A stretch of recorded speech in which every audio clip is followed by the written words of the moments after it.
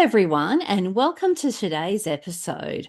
I'm very excited because I have a chat with the lovely Jenelle Hovde to share with you today. And it was so fun to welcome her back to Fangirling and talk to her about her new book, The Light of Stars. So, this one, it's a Regency romance, it's Christian fiction, it's a standalone story.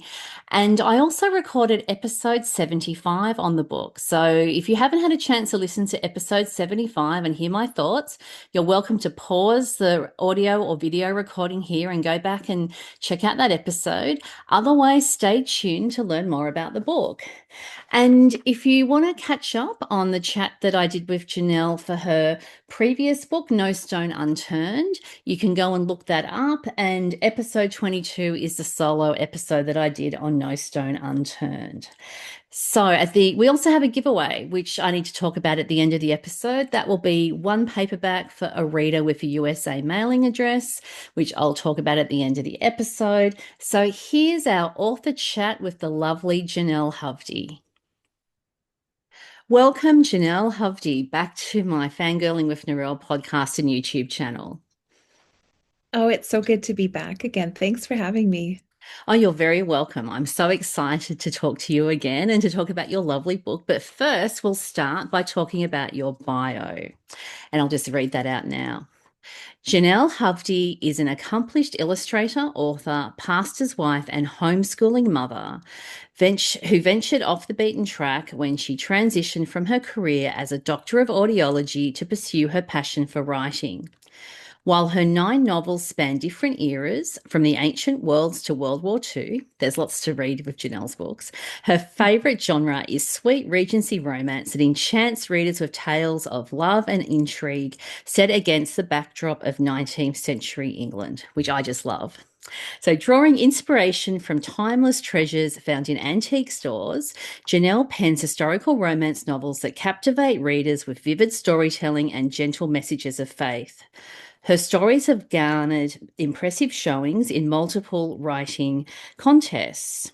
Often found writing at the Florida beach, which would be amazing, she navigates life with her family and manages 2 saucy cats who insist on interrupting her creative endeavors, of which I can relate to. So, welcome, Jenelle. Thank you. So, because Janelle's been here before, we're not going to talk about whether she's visited Australia and some of my usual questions. So, I've got a couple of different icebreaker questions. So, she has a choice with my first one. She can answer one or both. And so, my first icebreaker questions are: do you write with a pet for company and or have a particular place where you prefer to write? Well, I do. I have a black cat and a tuxedo, and I love them both. So Annabelle is my little tuxedo. We got her during the COVID era. It was very hard to get a pet, and she's been like a baby for us. And then the next is a black cat who was a rescue, and he came to our door shortly after Christmas during a blizzard in South Dakota, and we couldn't let him be outside. So we got him as a kitten when Annabelle was a kitten, and they kind of grown up together like siblings. So they sit and will be with me. And right now I'm actually in my office and I'm in Florida. So I get beautiful palm trees. We have a storm going on right now, so you might hear the thunder, but this is where I work. So, Oh, wow. I hope we don't lose power. That's what I always think yeah, of with a storm. I'm hoping the power will stay. Yes, my cat, I've distracted her because we're recording. I mean, I'm in Australia, so it's early in the morning. So my cat's happily asleep in the sun, leaving me alone, which is good. Otherwise, she's walking over the computer and, oh my goodness, having lots of fun distracting me. Oh, Okay. So my other icebreaker question relates to the story. So astronomy is an important yes. part of the story, which I just loved. So do you have a favorite constellation? Well, I do, and I actually I got to illustrate both of them for Tyndall in the book. So at the Cool. very first page, there is Orion, the hunter, and then Cassiopeia, the beautiful queen. And there is some symbolism. I won't reveal too much, but it's in the book. But those were so much fun to look at. And then my daughters and I were getting out our little telescopes, and we had an alignment with the planets this year. And we just run outside. It's hard because we're in West Palm Beach and all the light pollution you can imagine. So to Mm, even see just a few constellations is a huge treat because we live in a big city. So yeah. it's too much light at night. So in the southern hemisphere I am, we have Orion's belt as well. Although I've always called it the saucepan, because it looks like a saucepan. So from when I was a child, we'd look at the stars here and I would look for the saucepan. But of course, my favorite's was always going to be the Southern Cross, because the Southern Cross is probably the most famous constellation where in Australia, in our part of the world. It's represented on our flag as well, the Southern Cross is. And it's been a navigation tool for centuries, and going back into our Indigenous community and their culture as well. That constellation has been very important for them in terms of directions and that kind of thing. So the stars really do play a role in terms of directions and navigation, although we probably don't think about it now. We have satellites and drones and all of these things flying around the sky, just how important astronomy actually was, particularly back in the ancient world. Oh yes, Yeah. absolutely. And it does form an identity for a place. I grew up in northern Canada, and so even in the summertime right now, if you were in northern Saskatchewan, you'll see the northern lights. And so we all share this amazing sky and the wonders that God made. But one part of the world will have an eclipse and the other part won't have it. So Yeah. it is pretty amazing. Yeah, we've had the southern lights have been quite, last couple of years have been quite prominent. So where I am in Canberra, there's too much light pollution. So with the naked eye, you can't see anything. But if you've got the right phone with the right settings, apparently you can take photos and see it from your camera, from the photos, the Oh. southern lights.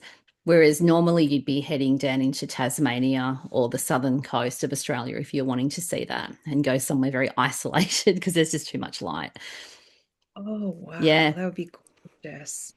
We yeah. had a dust storm. So I'm in, as I had said, West Palm Beach, and we got dust from the Sahara, is what our Hmm. meteorologist said. And it was a couple of years ago, and the sky I wish I could show your listeners pictures. It was like a brilliant amethyst. It was the most gorgeous lavender purple sky, and it lasted for hours. And it was apparently the dust. And you just wanted to get outside and stare at the sky. And so God's beauty is amazing, what He made for us. Yeah, and how far is that? That's like tens of thousands of miles, the Sahara Mhm. Desert to Florida. That's just, it's Right, remarkable, isn't it, what we actually see in the sky? Yes. right. Cool. So we're talking about your book, The Light of Stars. So, Janelle, if you can please share with our listeners and tell us about your lovely book. Oh, well, thank you. I I just stumbled across this research, and it's The Light of Stars is based upon a true story. And when I found out about this young woman who had been ripped out of this Muslim palace at a very young age of 6 with her brother and taken back to England to be raised by her English grandfather, my imagination was immediately set on fire. And at the time, I was writing biblical era fiction like Ruth and Naomi from the Bible and, the first daughter Eve. So to do Regency was a bit of a risk, but this was actually one of my earliest ideas, and I was so blessed that Tyndall said, "Let's do it." So I based it loosely off the story, so I had a little more freedom to change the names, but my character is Catherine Grenville, and she was taken from her mother late at night, and the palace was suffering from diphtheria, and she's ripped out of her mother's arms along with her brother and taken back to England. And so she never knows what happened to her mother or any of her family left in India, and her grandfather is quite controlling. And so by the time she's a young woman, he informs her that she's going to get married, have an arranged marriage, no season, and the person that she's to marry is the last man she would ever want. And his name is Sebastian Sinclair. And his family is part of the British East Indian Company. And her grandfather was a former employee of the British East Indian Company. And these two older gentlemen want to consolidate power through the grandchildren. And Sebastian Sinclair also doesn't have much of a choice. He's told, go marry this young woman or lose your inheritance. And he's a bit of was a rake, and he's trying to do the right thing and be reformed. And he's got a little bit of guilt because his older brother died. So he goes to England to marry Kitty and also to reassure the British Parliament that the British East Indian Company is actually on the up and up. And so he's got quite a task. And then he meets Kitty, and she's quite determined to thwart this marriage. So there's some shenanigans, lots of Yes. sparks flying. It was a lot of fun to write. But the British East Indian Company really fascinated me. I'm Canadian, so I do have a little bit of that British heritage. And the more I dug into it, the more I couldn't look away. So I brought in some characters that were true to history. William Wilberforce, who worked hard against slavery, got it dealt with long before the United States did. And he actually had deep, deep concerns about what this huge corporation was doing in India. And it was acting as the arm of the British government, but it was also doing whatever it wanted when it wanted. So it was quite an interesting setup globally. And India was complex at the time. You had the French trying to take control, and then you had Hindu versus Muslim conflict. It was like a big patchwork, and lots of kind of stab you in the back politics. And so Kitty's father was actually an British East Indian employee, but he converted to the Muslim religion. And this is actually based on real history. Um, her father really did. And so there's a mystery as to what happened to him. And so lots of, is this a spy, double spy? What's going on here? I don't want to ruin too much, but the history was absolutely fascinating. What was Regency India like? So I had to dive in. Oh, I just love the story. So, if you've listened to my episode 75, which dropped a couple of days ago, you'll see that I talked in detail about why I love this book so much. But I do have a few questions for Janelle. So, let's have a little chat about a couple of my questions and explore a bit more of the book in a bit more detail without giving away spoilers. And that's always the challenge, is to not give away spoilers when you have these conversations.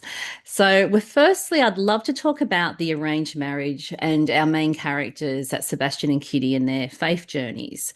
So in the prologue, we learn about Kitty's background and why she just doesn't feel like she fits into English society.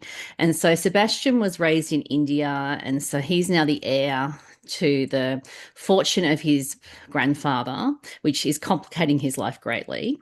And the grandfathers are really powerful men, and they're in high positions, and they really put their grandchildren in a situation where they can't say no to this arranged marriage. So, my question is, how did Kitty and Sebastian's family background impact their faith journeys in the story? Well, actually, they both have to find their faith outside the family. When I wrote the book, when I thought about Kitty's grandfather and I looked at the real Colonel, I thought, okay, there's some stuff here. And I decided in my fictional version, it would make sense if he was an atheist. But Kitty has a best friend that lives next door. They live in the country before she goes to London, because some of the book takes place in London. Yeah. But her best friend is nicknamed Freddie or Frederica. And it's Freddie who actually is a mentor in the faith to Kitty and takes Kitty to church and introduces her to God's love. And so whenever Kitty thinks about certain Bible verses, that's because of Frederica's influence. And for Sebastian, he too is in a similar position. His family hasn't given him any faith whatsoever. But when his brother dies, he kind of escapes India and goes on a grand tour, which many young men did. And in doing so, he's a fencing prodigy. He encounters some tutors who are fencing masters who actually, in essence, become like a father figure to him, and encourage him to do what's right and help him in his faith journey. So both of them actually um, find faith outside their families. Their families aren't very encouraging to the Yeah. Christian faith at all. Yeah, which is quite different for that era in Regency England, where it was just normal on a Sunday that everyone traipsed off to church. And the second son was the vicar who inherited the rector's job. And I mean, it was a completely different society. So I found it really interesting that both of our characters did go outside of their family network to come to faith. It was very fascinating the way all that played out. So let's talk about Kitty's love for astronomy that we talked about earlier, because that really does play quite an important role in the story. So, my questions about the astronomy is what obstacles did Kitty face in pursuing her passion for astronomy? Or I could expand that out and say pursuing her passion for anything she wanted to do, because everything seemed to be difficult with her grandfather. And why was astronomy in particular important to her?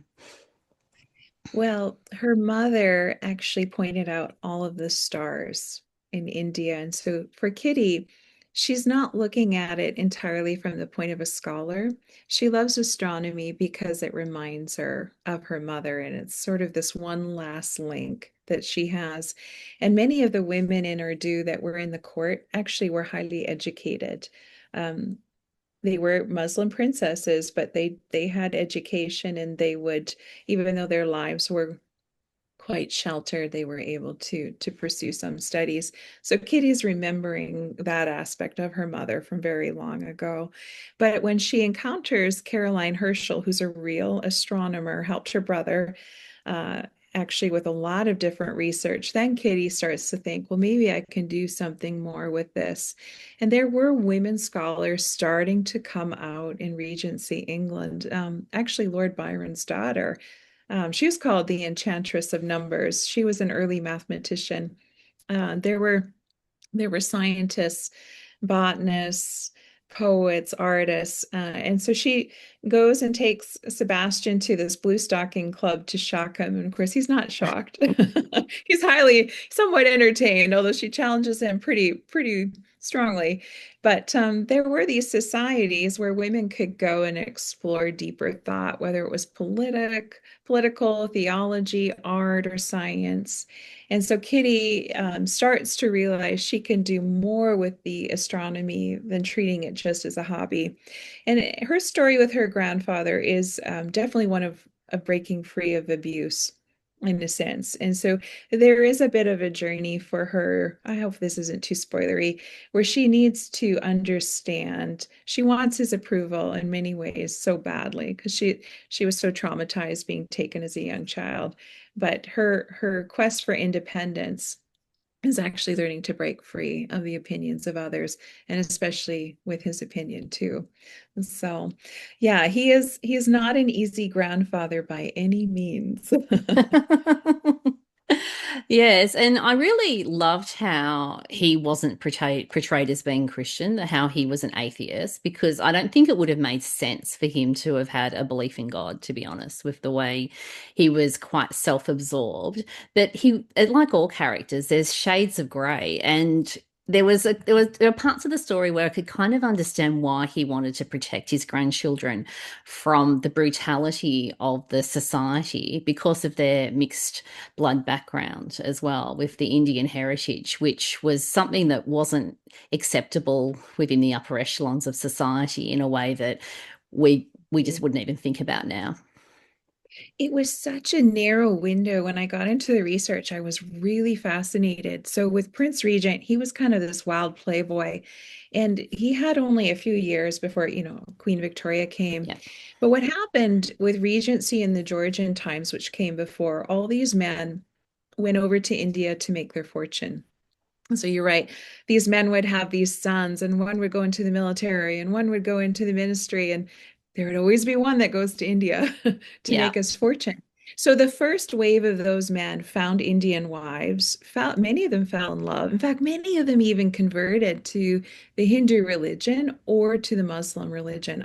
That shocked me when I started getting into that research. And then they had these children that were half English, half Indian. And if the children were white enough, this is heartbreaking, but they would Mm. take them back to England and raise them. But by the time Queen Victoria came in, that was so taboo. That little window completely shut.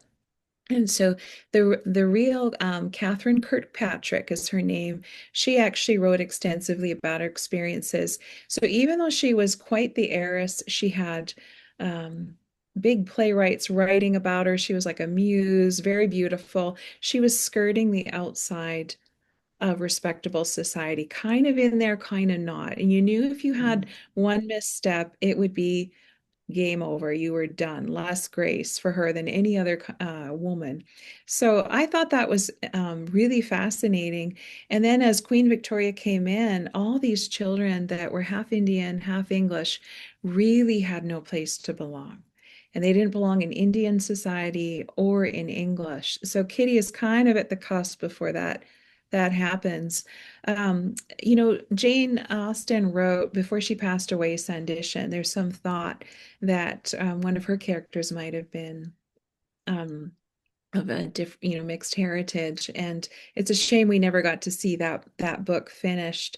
When I saw the movie Belle, which also kind of goes through the same situation, your heart breaks. I love that Mhm. movie, but you see this woman trying so hard to fit into society, and she's just not quite allowed in because of the color of her skin. And so I couldn't get those images out of my mind. And when I looked at the real Catherine's story, and she does actually have quite an amazing story on her own, I thought this has to go to paper somehow, some way.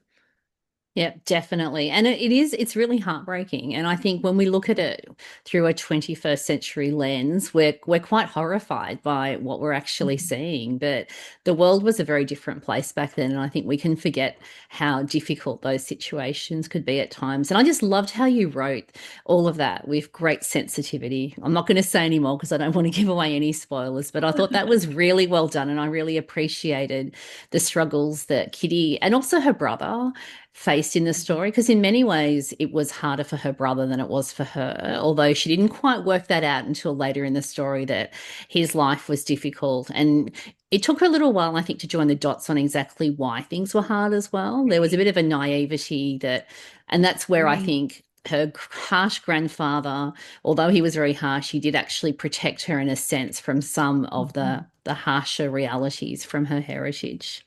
But anyway, Yeah. yes. So that brings us to the political intrigue and mysteries in the story, which I just loved. I loved all this in the story. So India was such a fascinating political environment back then. And we've got the British Empire controlling all the trade, as you mentioned, with the East India Company. And all of that is actually connected to the mysteries in the story, which I just loved. And I loved how we met some famous historical figures, including the reformers and William Wilberforce, who you mentioned, who was very instrumental in abolishing slavery in the British Empire. And we also met a missionary by the name of William Carey in India, who was there translating the scriptures. And the setting in India, we're in the early 1800s. So we're a century before the famous missionary Mother Teresa was in India doing work with the poor on the streets of Calcutta as well. So there's a whole lot that goes with that. So my question relating to the political intrigue and the reformers and everything that's going on is, how did the reformers and other prominent historical figures in the story connect with Kitty and Sebastian? Because I just love those connections. Oh, I'm so glad. Well, yeah, they were such influential men, and I did not realize how strongly William Wilberforce wanted to see missionary work. I actually started reading his writings, and he's like putting out this clarion call. Let's send out missionaries around the world. And he was also very concerned about the quality of life. And so, with the East Indian Company, what they were doing overseas, and then he was concerned about what was going on in England. And it was a really tough situation because the East Indian Company had, I don't think this is too spoilery, were starting to take over the farmland of the Indians Mm. and forcing them to grow opium. And it was called laudanum in England. You could give it to your baby to fall asleep. And so it was, it's a drug and people were addicted. And then what they were doing is they were sending it to China, all this opium, in order to get the Chinese addicted, in order to control the tea trade. So India wasn't having the tea plantations quite yet. This is before that. Later on, they did get tea plantations and they had indigo. But for a while it was opium, and these poor families had no choice, kind of like the Irish and the English. I'm Irish. You know, you had to grow potatoes because the Mm, the English were controlling all the grain. So same thing in mm. India. And then we later in Victorian times had the opium wars, two of them actually, which were devastating, and not many people know that history. So it was really a tough thing to get into, to see what was going on in India in the name of civilization and progress, because a lot of people were getting hurt. And William Wilberforce was definitely addressing this in Parliament. So I thought, okay, there's no way Sebastian Sinclair, who's giving account of his company, and he's a little, he's thinking, everything's on the up and up. It's got to be because his grandfather's, Yeah. the head honcho, so to speak.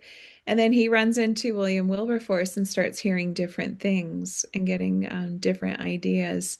And already, because of Sebastian's faith, he has encountered William Carey. William Carey was one of the earlier missionaries and translated the Bible into different Indian languages, and wants Sebastian to help him because Sebastian has a grasp of languages.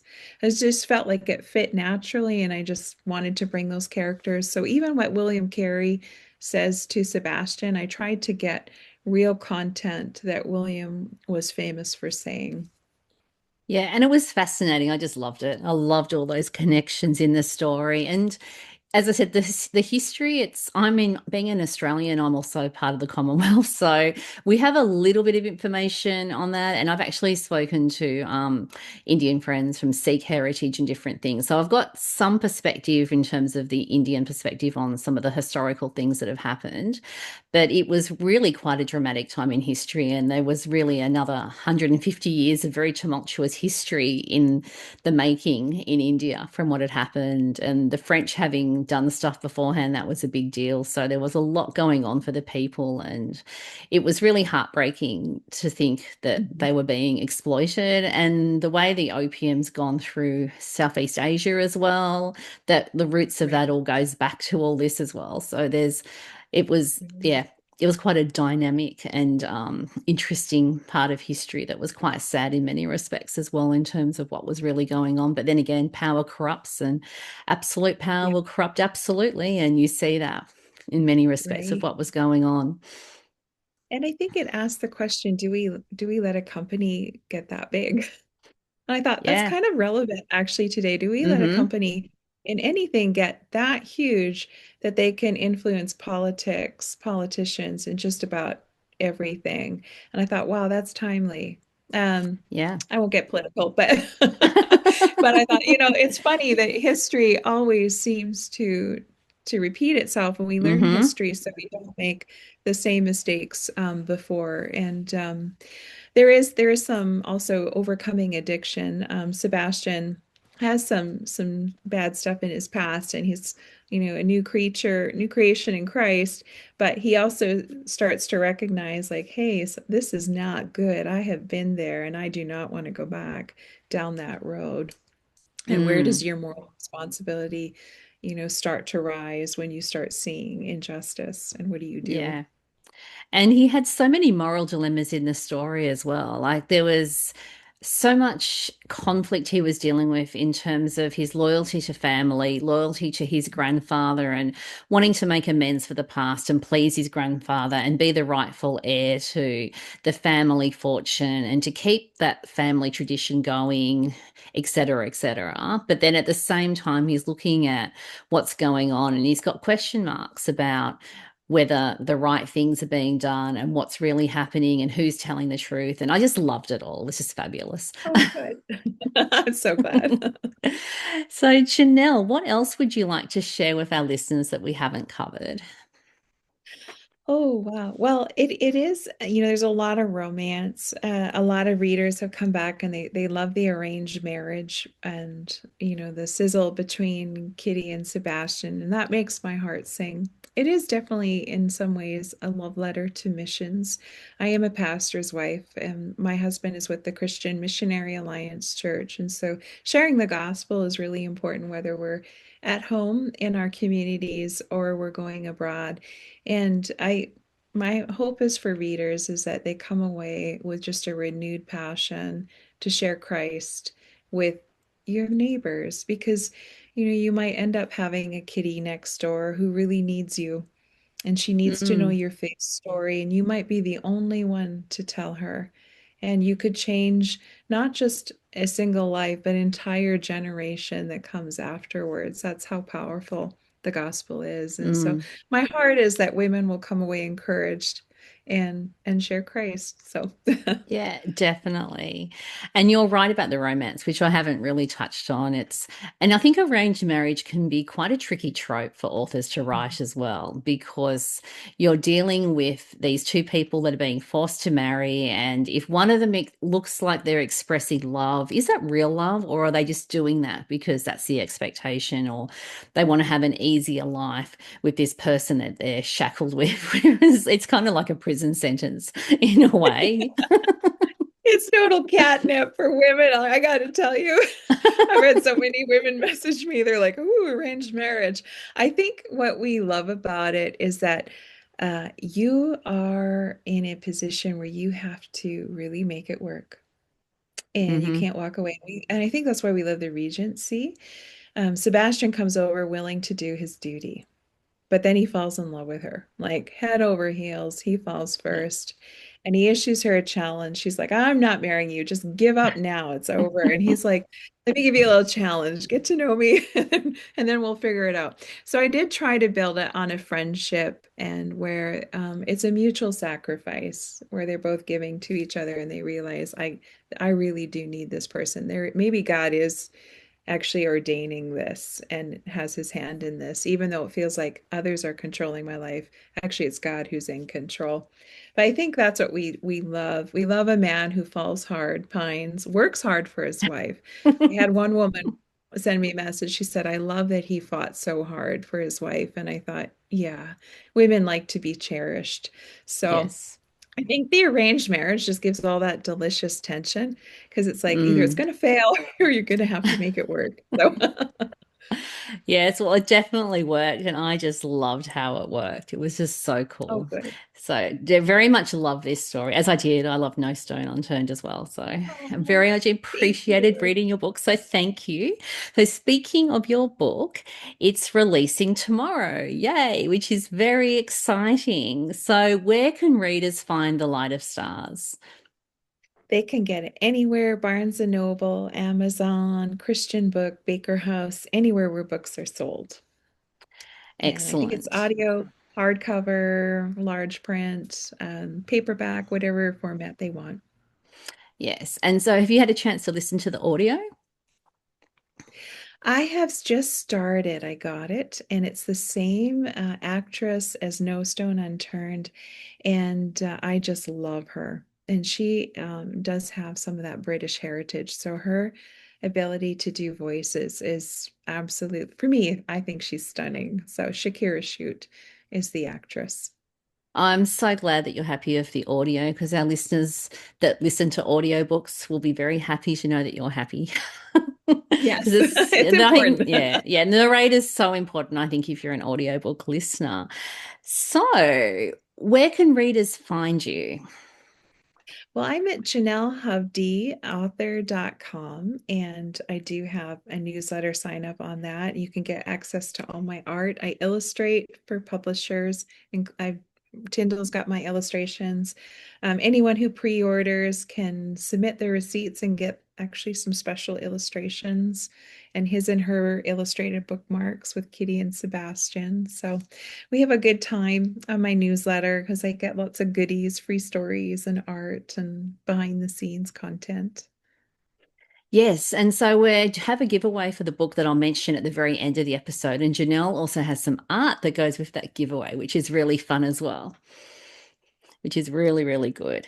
So, what do you have coming next? Because I'm very much looking forward to reading another book from you. Well, I just handed it in. So I'm waiting for edits. I have the best editors at Tyndall. It is also set in Regency, England, and it takes place in the wild setting of Cornwall with smugglers Mm. and the beaches and whatnot. And so this young woman named Harriet Kendall goes out in a storm one night, and all the wreckers are lining the beach. And there's a ship in the distance, and the ship breaks apart. And normally the wreckers were allowed to take whatever debris floats ashore as long as there are no survivors. And there is a survivor. And she rescues his life because they're about to do him in. In fact, he gets whacked on the head pretty hard, but not before she realizes this is Alex Carnell, and that's the enemy of her family's enemy. And the enemies hate each other so much. Her father was accused of embezzlement, and she's now living in poverty. And she takes care of him. He's partially blinded, and her mother says, "Don't ever tell him who you really are." And he goes back to find her once part of his sight returns, but she's gone. And then later he finds out there is this beautiful voice. She's an amazing singer on the London Opera stage. And is it her? So it's definitely probably the most passionate romance I've ever written. I had so much fun. So it's from Cornwall to the opera stage in London, Covent Garden. So I had so much fun with it. Oh, it sounds amazing. I can't wait to read it. I'm now looking forward to it. And so, will Oh, this be a release in summer 2027? yes, and it's a little bit like Little Mermaid meets Romeo and Juliet. So that gives your readers Cool. context, and it'll be August of next year. Excellent. Well, I'm so looking forward to reading your next book because I love this book and I loved your previous book. I just love all your books and I've loved chatting with you. So, thank you so much for joining us at Fangirling with Narelle. Oh, thank you for having me again. It was so fun to chat with you. It was. You take care. Bye. Thanks for joining me today for my chat with the delightful Jenelle Hovde. It was so lovely to chat with Jenelle again and to welcome her back to Fangirling. And I'm so looking forward to lining up a chat with her for the summer of 2027 when her new book releases. So let's talk about the giveaway. So for The Light of Stars, which is her new release that's releasing tomorrow, we have one paperback copy to give to a reader who has a USA mailing address. So to enter the giveaway, there'll be a link in the show notes that will take you to the information on how to enter. It's a King Sumo giveaway. And the closing date will be July 29, 2026. So the 29th of July, USA West Coast time will be when the giveaway closes. So as always, if you've enjoyed this episode, please subscribe and you can do that at your favorite podcasting app or you can subscribe at YouTube and then you'll get a notification on when my next episode drops. And you can also contact me via email at my website where I've got a contact form at narelleatkins.com. And if you're listening at the podcast, you can send me a text via a link in the show notes. If you're watching at YouTube, you can like the episode at YouTube and also leave a comment at YouTube. And if you've enjoyed this episode, please share the link with a friend, especially a friend who enjoys reading Regency romances and really appreciates that early 19th century historical setting where you're looking at the British Empire and the connections between England and India, and also a reader who you think would enjoy reading Jenelle's books. So thanks for tuning in and see you next time.